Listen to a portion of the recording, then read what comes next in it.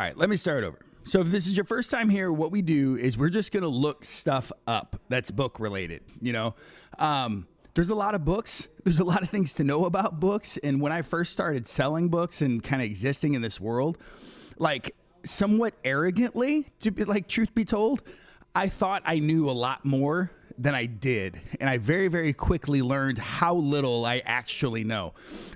So I know it might be weird to hear somebody go, I don't know shit. But that's kind of, you have to admit where you are to know where you're going, as it were. So today, and I have like a running list of things I like to learn, but today I thought we would learn tabletop games.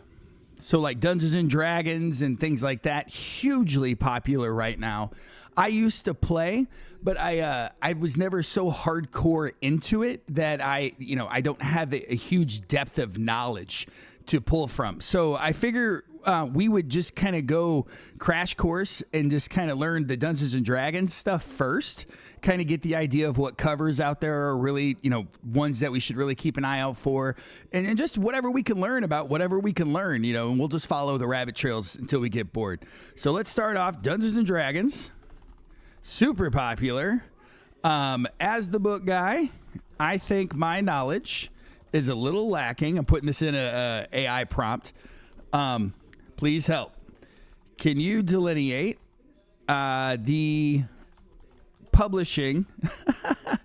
Can you give us a crash course? Let's say, can you give us a crash course on the books and what books we might look out for? We'll just say crash course in the books, and we'll see what it says. So again, if this is your first time here, this is a little weird. I'm using Whatnot like Twitch. I know that's different, but I'm weird, so that's all right. Absolutely, as a book guy, you don't need to know every obscure spell or monster stat, but you do need to know enough to recognize what's valuable and then explain it and educate and avoid accidentally selling a book for $5, a $300 book for $5, which if you ever find a $300 book I have listed for cheap, snag that shit. Don't even feel bad about it. Just take it and go. That stuff doesn't bother me so much. I just want to save the dang things. I need to, to eat, but I should know stuff. Good morning. This is me not on Whatnot while in the office. There you go, Heather. No one can see you. We can't see you.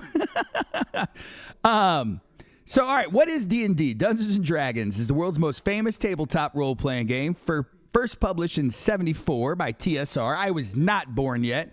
This is a name you're going to want to know. This name I do know. Gary Gygax. Let's see what he looks like. This is the guy that started it all. Very, very famous. And I do see his name on the covers quite a bit. So this is the dude.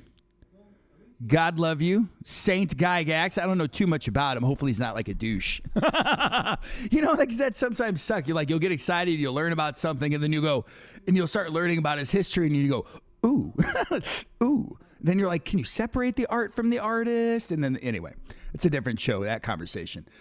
His work helped establish the role-playing game genre and profoundly influenced tabletop gaming, fantasy storytelling, and later generations of games. Amen. So Gygax co-founded TSR, which I think is owned by Disney now. Is that true? Company published D&D and was a driving force behind the early growth of the hobby. Also helped launch the gaming convention Gen Con. I didn't know that. Which grew from a small gathering in Wisconsin into one of the world's largest tabletop gaming events. Okay, so that's cool. Like Gary Gygax, this is the guy. And he did pass away, unfortunately, in 2008, the year of the financial crisis. But and then also, what do we see? Okay, Wizards of the Coast. But who owns Wizards of the Coast? And Wizards of the Coast also owns like Magic the Gathering and stuff like that. 5 major editions. The original. See, this is kind of where I get fuzzy. Do you know what I'm saying? Because I'm not so intimately involved in the scene that I grew up with the scene. You know what I'm saying? The editions confuse me. You know what I mean? And I'm sure it's not like confusing. It's just a matter of familiarity. But so the first one's 1974, the OGs. These are called the Little Brown Books. Original box sets routinely sell for hundreds of thousands, depending on condition. If you ever see tiny digest-sized brown booklets in a wood grain box, well, we're looking this up immediately. All right. Dungeons and Dragons. What did it say we should look up? Brown, little brown books is what they're called. See, this is already something I didn't know. And as the book guy, I should probably know this shit. What does TSR stand for? I don't know. Let's find out. Let's open another one for random questions. What does TSR stand for? I do not know. We're learning real time. No, in Dungeons and Dragons. D&D TSR. Clarity is kindness. Must be specific. I feel you, AI, on that one. Because sometimes people will ask me a question like, you know, do you have a thriller? And there's like 400 different thrillers. You know what I mean? TSR oh, this is interesting.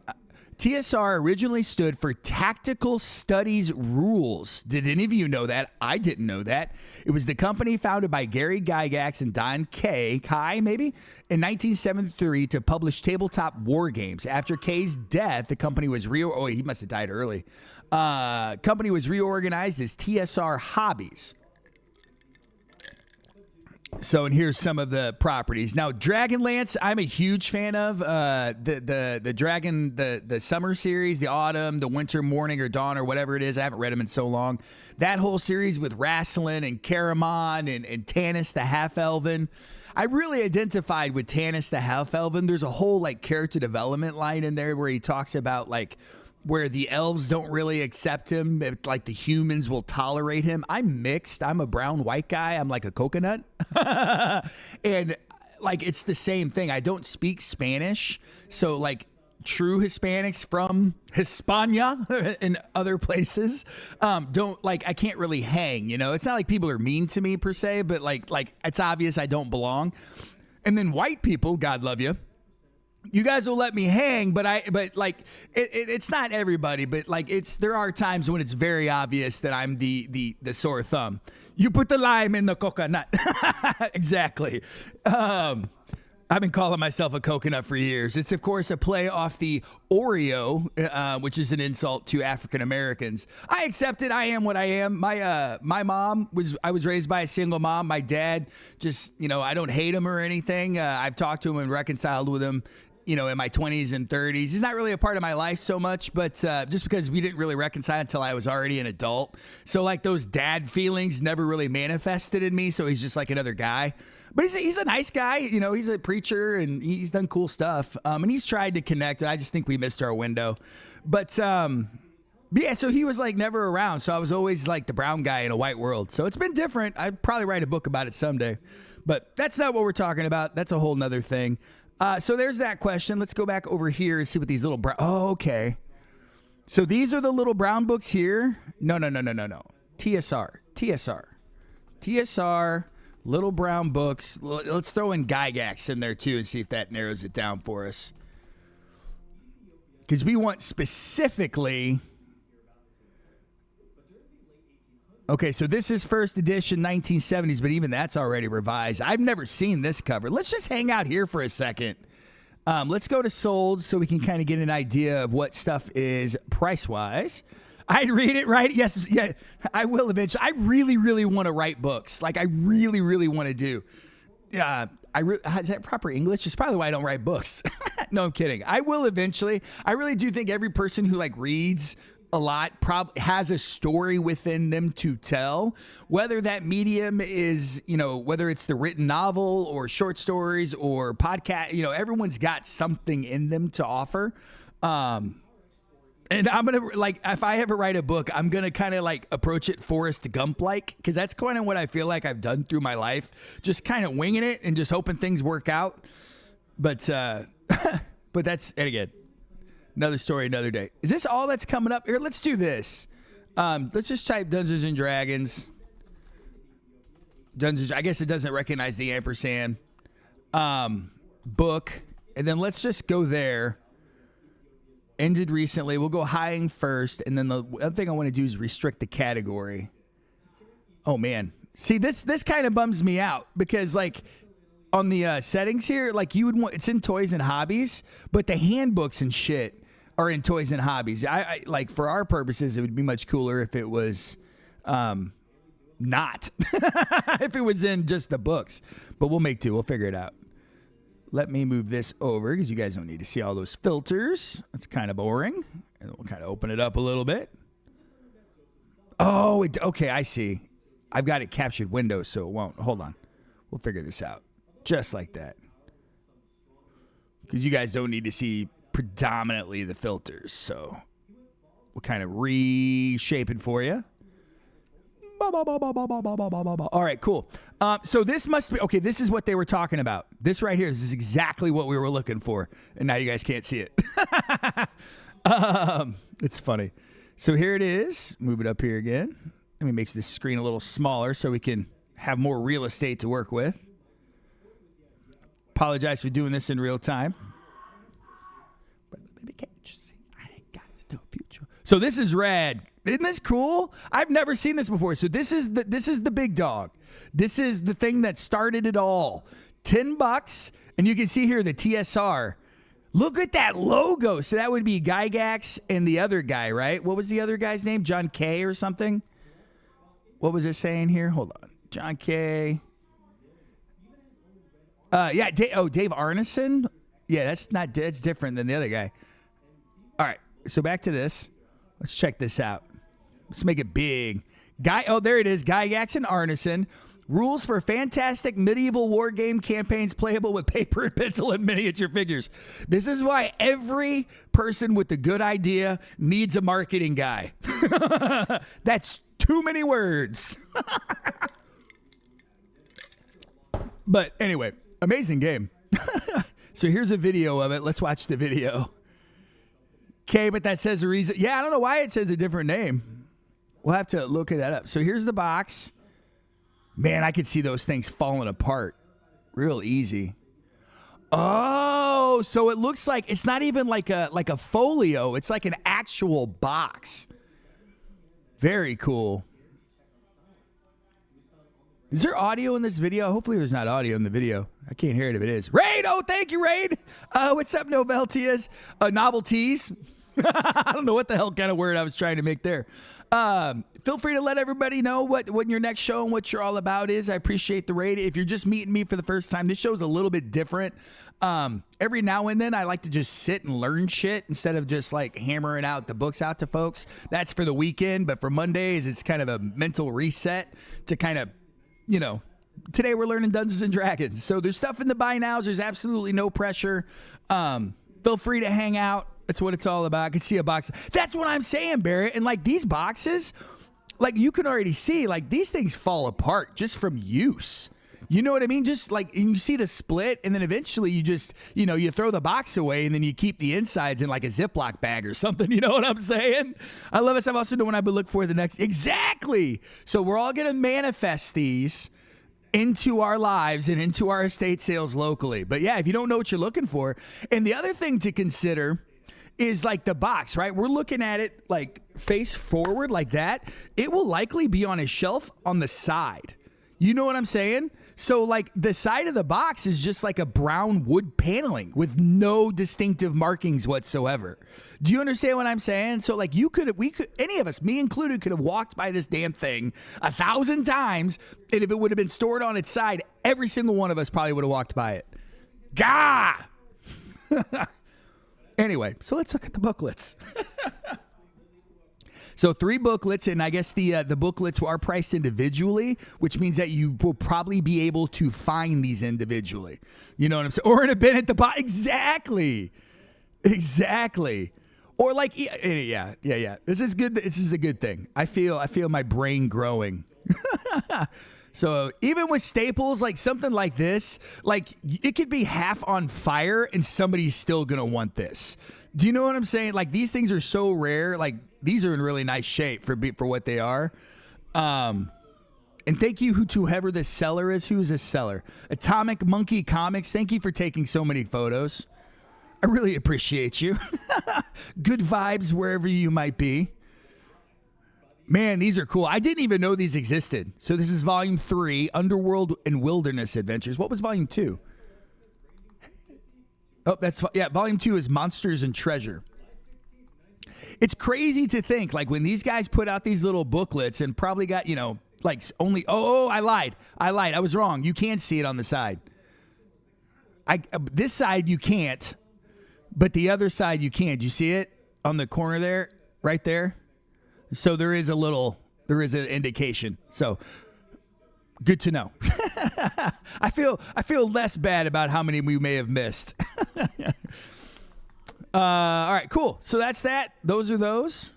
Burn those into your brains. Burn this art style into your brain, because it's likely there were more released around this time that probably have similar art. I do know that, and I recognize the font on the Dungeons and Dragons on the top here. They have like choose your own adventures. I think they're called like endless quests or some shit. And they come in a box set. Hopefully I've come across those. All right, so let's go back here and keep looking. See if we can find something cool. Actually, let me just keep it like that, and I'll just go through the list fast.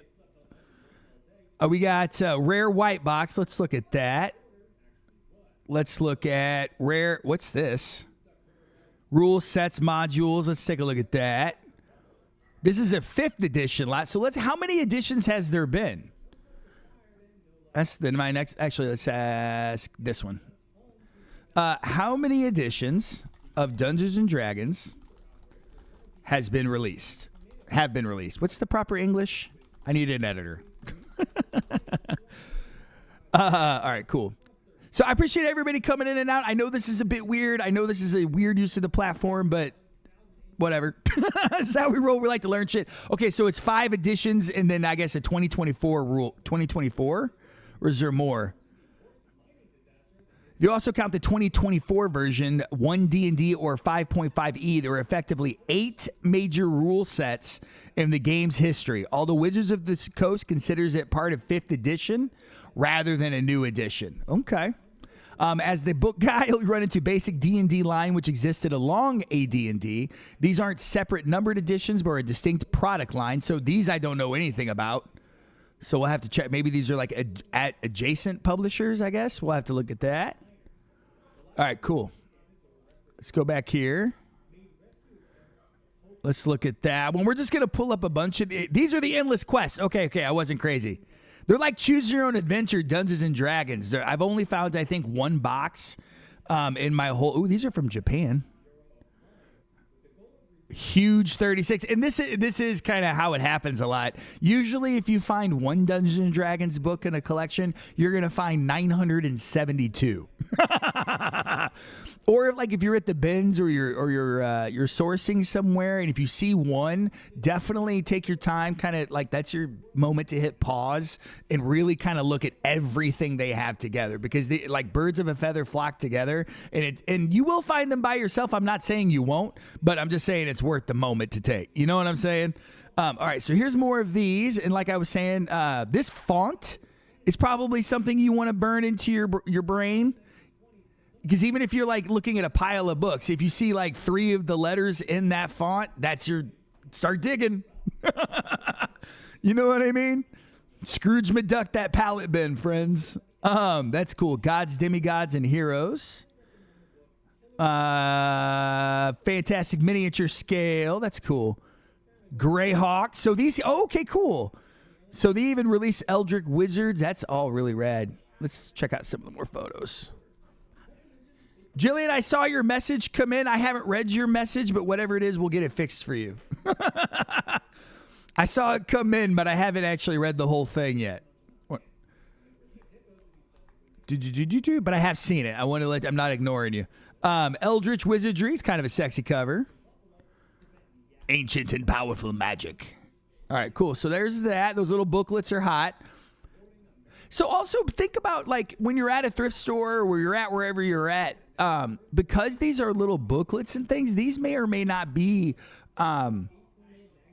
shelved with the rest of the books. So maybe, take a minute, look around, look through the kid books. If you don't normally go through the kid books, because sometimes, a person who doesn't do books or like doesn't exist within any sort of like fantasy IP, especially these old gals that run these thrift stores, they don't know what this is. They grew up in the what's it called? The Satanic Panic, and all that stuff. So there is a really, really good chance that these will be shelved with the kid books. And I know a lot of folks sometimes ignore the kid books. Don't ignore the kid books. You never know. I've gone to many a house and bought the kid book shelves and found stuff like this for sure. It was a package of 2 books. I didn't get it. There's a photo of it. So you might have gone and said, okay, we'll figure it out. Either it's sitting here and it just for whatever reason didn't get to the post, or the post lost it. Either way, we'll get you taken care of. And I have a new order from you from the last show, so whatever it is, I'll just throw it in that order if it's still here. So either you'll get your books or you'll get your money. So no problem. So we got Conan. Always do on the look, a little adjacent. I didn't know Conan was part of the Endless Quest series. No problem, Jillian. And guys, I move a lot of books. If something ever goes wrong, I may not even be aware of it. Always feel free to send a message. And I'm a little ADD, so if you have to send me 2 messages, it's okay. Like, I will never be upset, or I know I make mistakes. I am very self-aware. Like, when I was in 7th grade, I was a handful, and I literally got 56 detentions in 7th grade. My principal, his name was Mr. Reeves. Nice guy. His secretary, her name was Susan. She was great. I actually, in high school, ended up getting kicked out of my house and went to live with Susan and her son for a period of time. That's how often I was in this office. So I would go in there, and he would literally go, "So what are you in here for?" And my answer would generally be, "It depends on what time the referral came in and who sent it." And then he would roll his eyes, and he would tell me who sent it, and then I would tell him exactly what happened. Let's look back. I think it's Wizards of the Coast, but who owns Wizards of the Coast? Who owns Wizards of the Coast? So, and I would get in school suspension or detention or whatever. He would never let me get away with anything. But do you know what I would do in school suspension and detention? I would read. Oh, no. So I didn't like being at home. So you're going to make me leave my home and go sit in a quiet place to read for 4 hours? Give me 2, please, sir. And then in school suspension, I was one of those kids that would get his homework done really fast and be absolutely disruptive in class. So I loved in school suspension because I would go and I would get like 10 and 30-day stints, right? And my teachers would be forced to come down and give me all my homework for that period of time. Well, I would just do it in like 3 days. And then I would sit and read for weeks at a time instead of like attending normal class. It was not punishment. It was a pleasure. So insofar as instigating behavior change, not going to happen. I was a handful. I was never like a mean kid. I was never like mean to other people, but I did not like sitting in my chair. And I always questioned the teacher too. Could you imagine? Fucking Dr. Stutes, 7th grade. He'd be like, "Oh, this happened in Civil War." And I'm like, "But did it?" Steve, get out. I get it. Anyway, there's a reason I am the way I am. Hasbro. Hasbro owns it. Because I think Hasbro owns Wizards of the Coast. I think is what's going on there. Do they have detention for grown-ups? That's not. I'm telling you, Hoffy. Like, right? Like, oh no, I'm grounded to my room where all my cool shit is, and no people are. Like, it's hard to punish an introvert by making them go sit in a quiet space. Do you know what I'm saying? Oh no. But you don't want to let them know you don't care, because then they'll like try to figure out a way to actually punish you. But whatever. I have approached parenting much different than the way I was approached. These are really neat. I guess these are all 1st edition, or is Advanced D&D still? Is that 2nd edition? I have never seen this one. This monster manual, that is rad. I have seen this one. Oh, that's 2. So I guess that's the 1st one, and that's the 2nd one. Here's Fiend Folio. I have not seen. I love this old school art, man. Do you know what I mean? So if you ever want, like, how I've read, so like, but by the time I got to high school, I was probably more well-read than the teachers teaching me. Like, I'm not taking away from their education or anything like that, but I ended up in high school, I just joined every single club there was and just was never in class. I almost failed high school too. If it wasn't for my drama teacher who like knew the deal, she just gave me a passing grade, even though I never showed up. Even though in my defense, and not to take anything away from her grace, because she's amazing. Her name is Miss Woodward, Jennifer. And I have bumped into her a few times as an adult. She ended up being a principal, really cool teacher. I did do a lot of shows, like I was even in Greece. I played Danny Zuko. So maybe she passed me because I did all the extracurricular stuff, even though I never went to class. So here's another rabbit hole movie called Mazes and Monsters with Tom Hanks. What? Mazes and Monsters? Tom Hanks? What? Give me a short synopsis on the movie. Oh,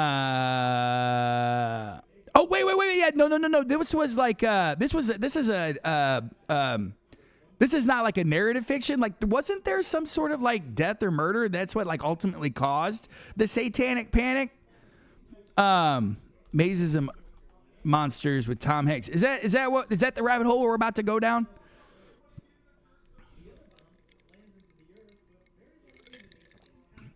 Oh no, it is a thriller. Okay, based on real life events. Okay, cool. Because if you guys don't know, if you're young, there was I think it was in the '80s, like right around Dungeons and Dragons would have been taking off.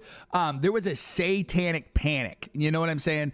We're not going to go too terribly into politics, but the Christian right generally needs something to demonize the othering concept of their whole thing to create fear. And at the time, it was the moral panic was Dungeons and Dragons. You know what I mean? It's been other things like the whole anti-gay movement, anti-trans movement is just more like moral panic bullshit. And they do that not because they really like some are true believers, but ultimately it's a way to motivate people to vote. Quick question: if I buy a bunch of books, does it? Yes, it does, Adam. Absolutely. Good question. I usually have a little thing at the bottom that says that, but it's not on the screen. He says, game on. God love you. If you have any questions, man, feel free. And if you need to see something, I will do my best to grab it, even though it may be downstairs and not behind me.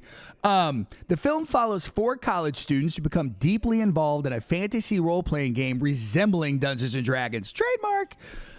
When one player, Robbie played by Hanks, begins to blur the line between fantasy and reality due to underlying mental health struggles, his friends race to help him before his delusions lead to tragedy. Released during the height of the 1980s satanic panic, the film is widely remembered as a cautionary tale that reflected public fears about role-playing games rather than an accurate portrayal. Tom, why did you give him the energy? So basically, yeah. So what was? Let me ask this: was there an incident or a string of incidents that really ignited the satanic panic in regards to Dungeons and Dragons? You know what I mean? Egyptian says yes. Okay. Yes. But it wasn't one single incident. It was a series of tragic events, broader cultural fears that all converged. We have the James Dallas Egbert case, or something called, I've never heard of any of these. Like, I was aware that something existed, but I've never actually gone down this rabbit hole. Richard Ramirez, why do I know that name? Is that the name of like a famous serial killer or something? Hopefully it's in here and we'll find out. Oh, yeah. Okay. So yeah. The James Dallas Egbert III case. This is generally considered the spark. Egbert, a 16-year-old prodigy attending Michigan State, disappeared after struggling with depression and personal issues. A PI publicly speculated that D&D had somehow caused him to become lost in fantasy while exploring the university's steam tunnels. That theory dominated headlines, even though it was later shown to be total bullshit. Yay, media running with something that was unsubstantiated and not true, causing a moral panic that didn't need to exist. Egbert was found alive, and his disappearance was ultimately unrelated to the game, though he did tragically die later on. So this young man, he needed help. That's what he needed. That's unfortunate. So one offhanded comment by some random PI based on a case about a young man who desperately needed help. That was cause one. So 1982, the unaliving of Irving Pulling is after 16-year-old Irving Pulling died by suicide. His mother, Patricia, became convinced, with or without evidence, that D&D was responsible. She sued the school and TSR through the lawsuits were unsuccessful. She founded the BADD, Bothered About Dungeons and Dragons, not unlike MAD, which is Mothers Against Drunk Driving. I like that one better. An organization dedicated to warning that D&D promoted Satanism. It doesn't. Suicide, it does not. And murder, not any more than anything ever made by any other human ever that has violence in it. Her campaign became enormously influential despite a lack of evidence supporting those claims. So here's the Mazes and Monsters, that movie, which probably, people watch a movie. It's like when Jaws was released, right? Like, and everybody was all of a sudden afraid of sharks, even though if you study sharks statistically, like the chance, it's very, not impossible, unlikely. You know what I'm saying? So very interesting. And then the broader satanic panic. These D&D stories coincided with the much larger moral panic in the United States. During the 1980s, many people feared secret satanic cults were operating through heavy metal music specifically, daycare centers, horror movies, and role-playing games. They're coming for the kids. D&D, I'm sorry, I just find it all ludicrous. It's amazing to me. And I have my issues with left and so I'm an equal opportunity hater, but today we're hating on the right. You guys, like, not all of you, some of you are absolutely great. I'm not like, I try not to speak in generalisms because there's always like some, not everything's a monolith. So all of those qualifiers out there, like, you guys come across like so tough, but you guys are really afraid of like fucking everything. You know what I'm saying? Like, oh, it's going to get me. Oh, they're coming for this. Oh, they're going to get us. They're going to get the guns. They're going to, you know what I'm saying? Like, relax. It's okay. Chill out. They're not. They're not. Woosah. I would scratch my ears like that Bad Boys. Woosah. Woosah. It's going to be okay, guys. It's fine. All the left people, we're all at home smoking weed, playing video games. We're not coming for shit. Calm down. We just don't want you to be shitty to other people. That's really the long and short of it. And I don't necessarily identify with the left. I'm more of an independent, floaty person, depending on the topic. But moving on. The reason why I'm probably identifying a lot, because when I grew up with my father was a preacher after he was an alcoholic, and him and his family actually tried to remove like my Magic the Gathering cards from me. And then I kind of fell down this rabbit hole in the early part of my life because I was a Christian. Just full transparency, I was a hardcore Christian. And I have met people that to this day, like, they don't let their kids like watch Harry Potter, and because witchcraft is going to get them, and it's just, and they really do believe it. Like they'll go into a house and they'll remove everything with fantasy elements that, like, if there's unexplained drama in the house, or like the husband and wife aren't getting along, or sickness of some kind, instead of like really understanding what's causing those issues, like whether it's actual marital strife that needs to be addressed, they'll remove all of the like fantasy stuff, and then the witchcraft curse will be lifted. It's like, like unironically, do you know what I'm saying? It's pretty crazy. Yeah, Egyptian Queen Shop. Yeah, it does. It backfires a lot. You're giving off Sam vibes for Bugs Bunny, the red-haired short guy. Yosemite Sam, I love that dude. Yeah, that's fun. But you know what I mean? So anyway, like, I have some personal angst that I'm working through because I've dealt with like one-on-one with people, not only trying to impact and change my life, but like, anyway, you make the same sound. I'll have to notice when that happens. I don't hear myself doing it, but I'm sure I'm doing it. So what are these? These are handbooks, friend folio. These are ones we just looked, and these are, I guess, are these cards? What are these? Oh. I don't know what those are exactly, but what's going on in her.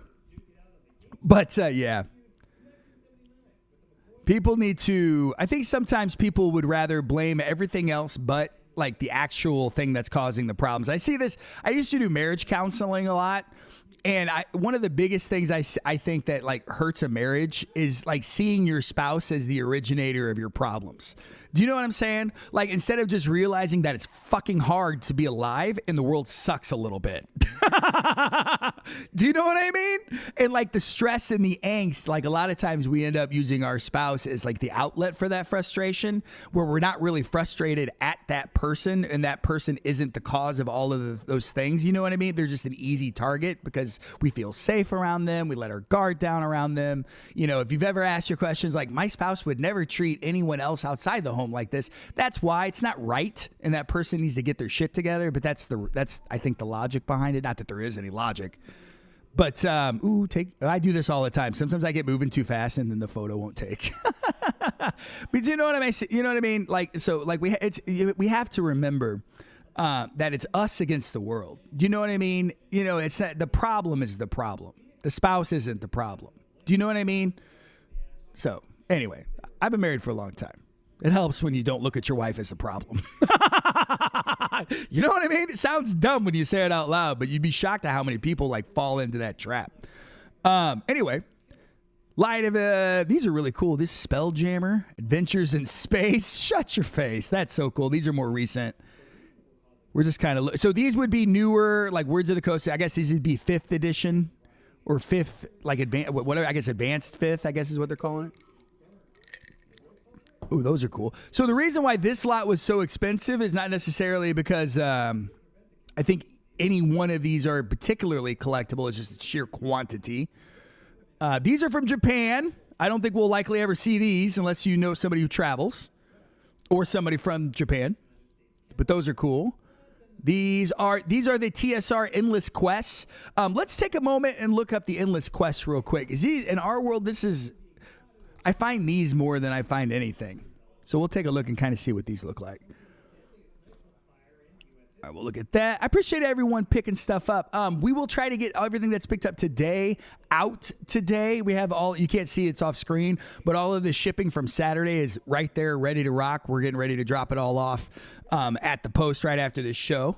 Are you good there? My daughter is creeping up to get the weed pot.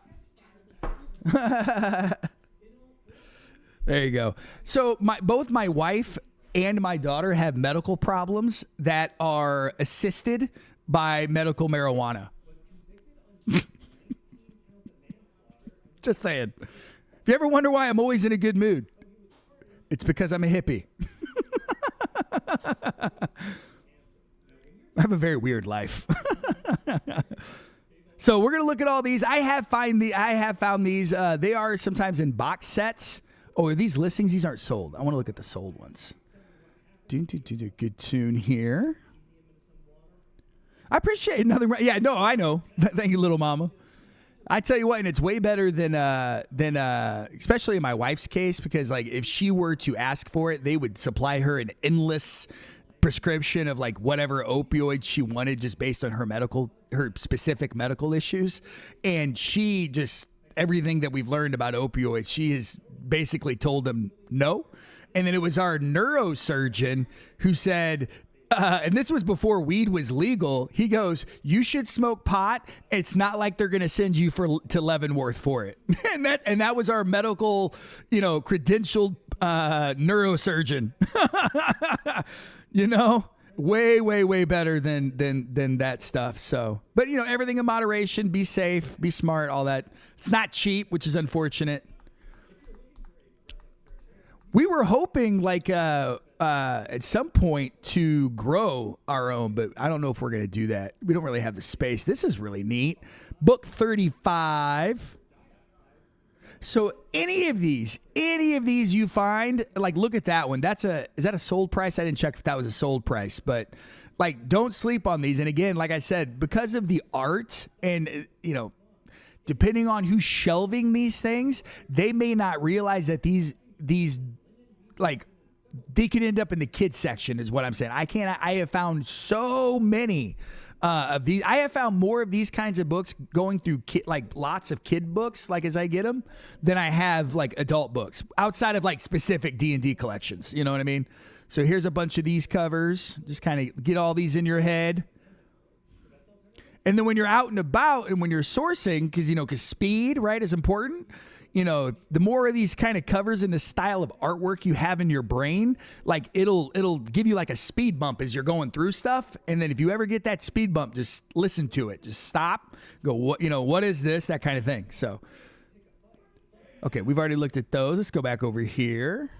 1111. All this. Baldur's Gate, great game. Love that game. So I've seen a bunch of these little, I'll show you guys these because you guys may not be aware of those. And sometimes those are easy to miss. We're looking at a lot of the same stuff. Somebody did a custom bundle. That's exactly how I do it too. All right. Okay, these are the 5th edition covers. Let's look at those. We close that. We looked at that. We looked at that. Let's see this. So this lot of books was $545. So 1, 2, 3, 4, 5, 6, 7, 8, 9, 10, 14, 17, 18, 23. So what's 40? What's 540 or 20? Whatever the math is. That's a pretty good amount per book. So let's see what we got. These, and they don't, from my understanding, I can't remember, and they're not showing the spines here, but I don't think they have a spine that looks like anything. So if you see these, they might. I can't really tell. Take photos of your spines, team. But these are really great. People love the shit out of these, and usually when you find one, you find like 20. So, which is always kind of nice. So moving on from there, this is $500 worth of books. Icewind Dale. This is 5th edition here. You got, that's a box set. And another box set. What is that? I can't tell. Cool. All right, so I think we are going to go back over here. I want to see the most expensive Dungeons and Dragons thing out there. That's kind of where I'm at, and I love this song. Song mellows me out. Toys, hobbies, worldwide. Let's see. Fall to the flow. I think we already looked up the most expensive thing, which was this thing here. Let's go down this way a little bit. Oh, man, that's a good lot there. So again, guys, like you can see the absolutely astronomical prices on this Dungeons and Dragons stuff. So like if you're out and about, do glance, do look around. The stuff is getting harder and harder to find the original stuff. If you're trolling around on Facebook Marketplace, this might be one of the keywords that, 'cause on different platforms, you can have a keyword. Like if somebody lists something of that keyword, it can send you an email. I don't know if you can do it on Whatnot, if you're listening, I hope you add that feature. But I know you can do it on eBay. I know you can do it on, it's like a Google alert. If you have if you guys don't know this, you could put your name in as a Google alert. So if anything is ever published that uses your name or whatever phrase you have in there, it'll send you an email. This is how like famous people keep tabs on what's being said about them, and they have public relations companies that make $1 bajillion managing it all. Ooh, I think we saw all those. This is 4th edition here. I'd like to see what the 4th editions look opposed to the 5th edition. Japan. Here's Endless Quest. Let's look at these. Let's look at it all. And again, I appreciate you guys hanging out with me. I know this is kind of a different use of Whatnot. Who is this? What is this? Oh, I thought that was my table. And also just like a random tip, if you're new to Whatnot, or if you know someone that's new to Whatnot, I belong in a lot of like Whatnot Facebook groups, and I noticed that the thing that people complain about the most is getting people to even come into their show or to look at the stuff. Do something like this. Just list all your stuff as buy nows and just be online and talk and hang out and connect with people. And it's a game of inches. You know what I'm saying? So, but if you change the win condition from I must go online and sell a bunch of things, and if I don't, I fail, to the win condition being I got online and I connected with 3 people, and then do that for 6 months, and then you win. no matter what. You know what I'm saying? So sometimes it's just changing the win condition to more building a foundation as opposed to swinging right for the home run. You know what I'm saying? Some things just take time. Alpha Dawn, Nighthawks. I've actually had this one here back in the day. My kids want to play this so bad. I wish one of them would step up into like the D&D role. You know what I'm saying? Or the Dungeon Master role. And then I'd rather be a player. I don't know if I have the time to put something together real good, you know? And then I would have to learn instead of being taught. So these are the 4th edition spines. Let's see if we can't see some covers. Here's some covers. More corners than covers, but here are what the covers look like. So 4th edition. Do people still like the older stuff? I know folks will always collect the older, earlier D&D stuff, but is there a drop off in desirability I spelled desirability wrong, going from, say, 5th edition down to 4th or 3rd? Do people want it all, or just the newest, or really old cool stuff? Because, sometimes the stuff in the middle can sometimes be, they have a listing for a D&D backpack. Oh, no kidding. That's so cool. That would be fun. This is actually a good question from a bookseller's perspective because the collectible market and the player market overlap but aren't the same thing. The short answer is there is a noticeable valley in desirability between the TSR era and the current 5th edition era. So TSR from 1974, so pre-2000 gold mine. Original and again, this is AI. Take everything with a grain of salt, literally everything. We could go and look all these things up to kind of give it an idea. Just remember that AI tends to agree with you. So you know what I mean? So a certain amount of skepticism and even though it says that like there's a dip, there's zero chance I would ever leave any Dungeons and Dragons book behind, regardless of edition and probably condition. So, it's telling us that the 1st edition hardcovers at AD&D, 2nd edition box sets, especially complete, early adventure modules, and might even look up the series and see what all of those means. Out of print settings, Dark Sun, Planescape, Spelljammer, Birthright. 5th edition. Okay, so there's pre-2000, but there's kind of a no man's land between 2000 to 2014 because the players are going to want the most recent thing. Do you know what I'm saying? Because they're playing. It's like nobody really buys like old Calls of Duty. Do you know what I'm saying? They want to play the new one. But the collectors, the completionists will want it all.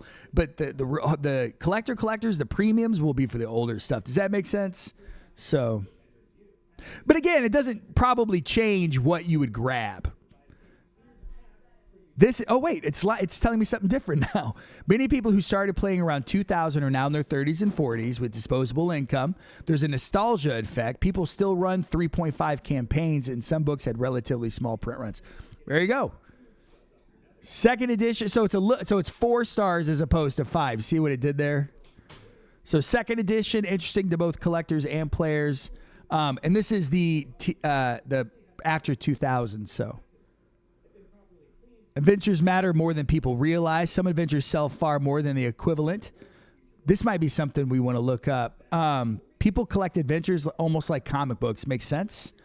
Box sets are king. If you ever find complete TSR box sets in good condition with maps, handouts, dice, and inserts, right on. And we all know this, missing even one thing, because it goes from complete in box to not complete in box. Oh my God, I do sound like Yosemite Sam. I just heard it for the first time.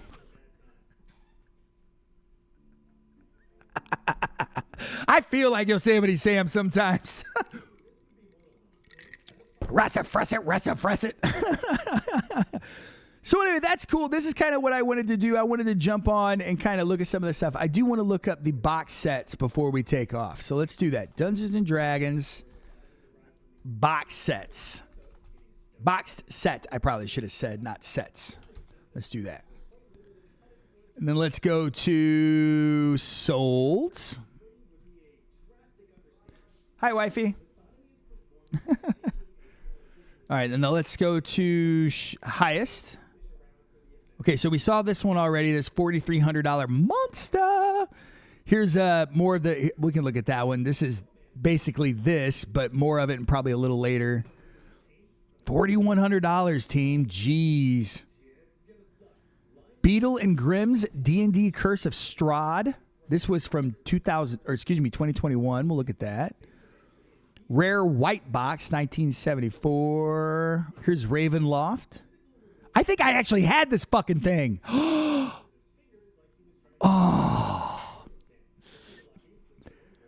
Gee, or maybe I had a game or something with that art on it. I remember that art. Maybe I didn't have that. I did play for like briefly.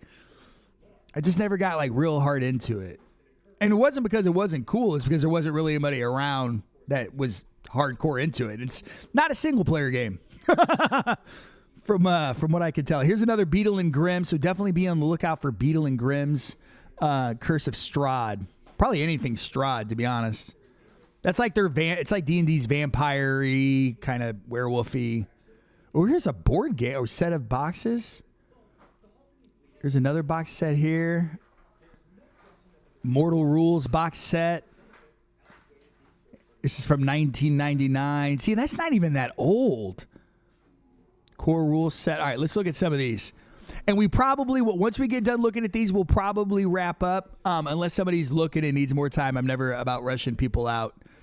So, but I do need to get this stuff packed and out to the post office. So we looked at a bunch of these. These booklets are really cool. This is the box. Again, and it does have a white logo on the one side, but not on the other, on the spines. So do be on the lookout for that one. Here's the Curse of Strahd. I don't know what the deal is. This may have been some sort of like limited edition release at a con or something, or, you know, legendary edition. Usually, you know, if it's this expensive, yeah, it kind of probably denotes some con box or something. That's fun. Cool. So that's what's all in there. Here's the Ravenloft. God, that's cool. Old stock, my friends. Old stock.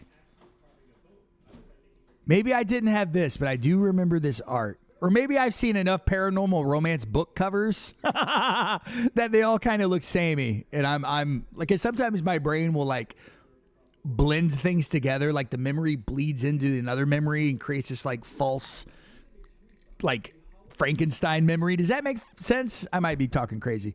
Basic rules set. So these I've seen mostly usually behind glass at an estate sale, or not an estate sale, but an antique mall. So here's that Immortal Rules. Okay, so this I guess part of 1, 2, 3, 4, 5. So this is kind of maybe like the equivalent of the manuals and shit. Silver Anniversary Collector's Edition. This one is sealed. So be on the lookout for that. This is more of those 5 box sets. I guess this probably like would have been the core rules. So very cool there. Kind of see what those look like. Basic rules. Expert rules. Companion rules. Master rules. There you go. This is $550, this lot here. These, I think, are like Warhammer-esque, like models, or what these are. Is that 2008 Thieves, or is that like a model number? So very cool.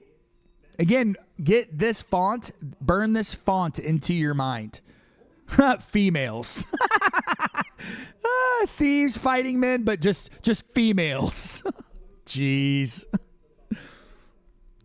This is cool here. Fantasy Gaming, Dungeon Explorers. That's really cool. I love this old art. Very cool here. Very cool here. Reminds me of also, remember that game Hero Quest? I loved that game too. That's really collectible too.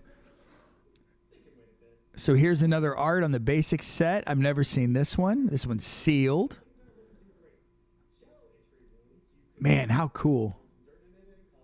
So here is, we've seen this box set with those other 5s, but even, I guess, is this like the really expensive one? Because this one alone went for, probably around there.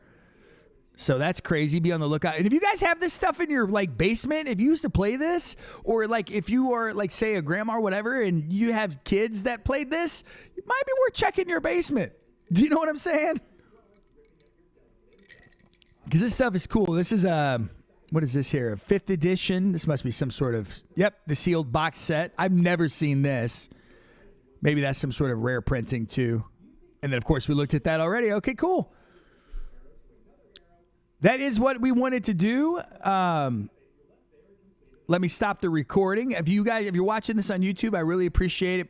Follow me on Whatnot. This is where we do these live. It's where all the books are. So yeah.